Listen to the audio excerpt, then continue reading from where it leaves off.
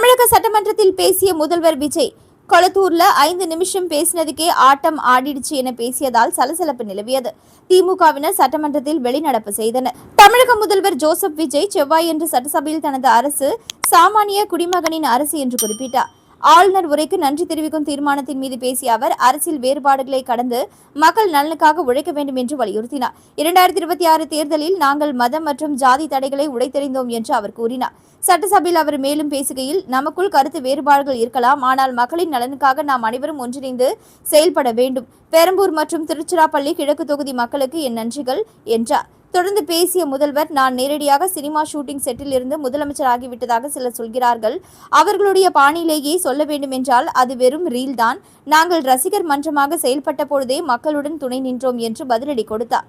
விமர்சனங்களை புறந்தள்ளிய அவர், தனது கட்சியின் அடித்தளம் பல ஆண்டு கால மக்கள் பாணியில் கட்டப்பட்டது என்பதை விளக்கினார். 2008இல் இலங்கை தமிழர்களுக்கு ஆதரவாக போராட்டங்கள் நடத்தினோம். 2009இல் எங்கள் மக்கள் இயக்கம் மூலம் பொதுமக்களுக்கு பல்வேறு நலத்திட்டங்களை செய்தோம். எங்கள் திரைப்படங்கள் மூலம் சமூக நீதி மற்றும் ஊழலுக்கு எதிரான எதிர்ப்பை பதிவு செய்தோம். 2011இல் மீனவர்களுக்கு ஆதரவாக பொதுக்கூட்டம் நடத்தி அவர்களுக்காக குரல் கொடுத்தோம். ஜல்லிக்கட்டு போராட்டத்திற்கு எங்கள் ஆதரவை வழங்கினோம் என்றார். அவர் மேலும், ஸ்டெர்லைட் போராட்ட களத்திற்கு நேரில் சென்று ஆதரவு தெரிவித்தோம். கல்வியில் சிறந்து விளங்கும் மாணவர்களுக்கு கல்வி உதவித்தொகை மற்றும் ஊக்கத்தொகை வழங்கினோம். இவ்வளவு செய்த பிறகுதான் தமிழக வெற்றி கழகத்தை தொடங்கினோம். குடியுரிமை திருத்தச் சட்டத்திற்கு எதிராகவும் அறிக்கைகளை வெளியிட்டோம் என்றார். தமிழக வெற்றி கழகம் சமூக சீர்திருத்தவாதிகளின் கொள்கைகள் மற்றும் தெளிவான அரசியல் பார்வையுடன் செயல்படுவதாக விஜய் குறிப்பிட்டார்.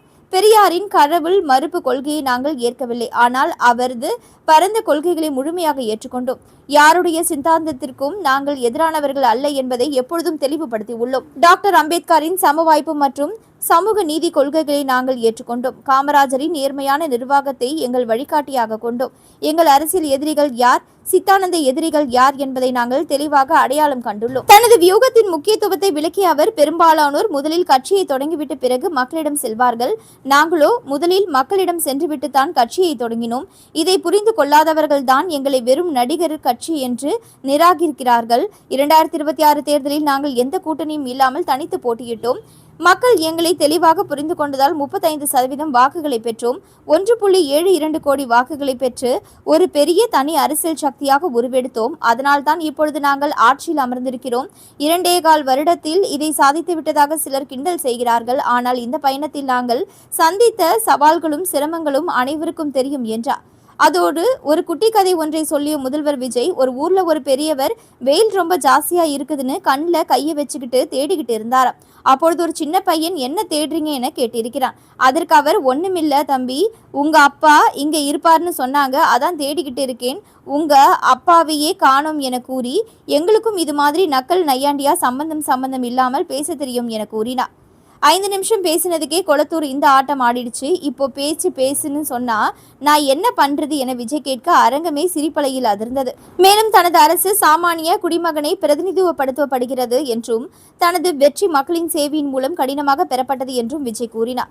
அவர் விளக்குகையில், கரூரில் 41 பேர் உயிரிழந்தனர். அந்த பழி எங்கள் மீது போடப்பட்டது. இப்படித்தான் அரசியல் செய்ய வேண்டுமா?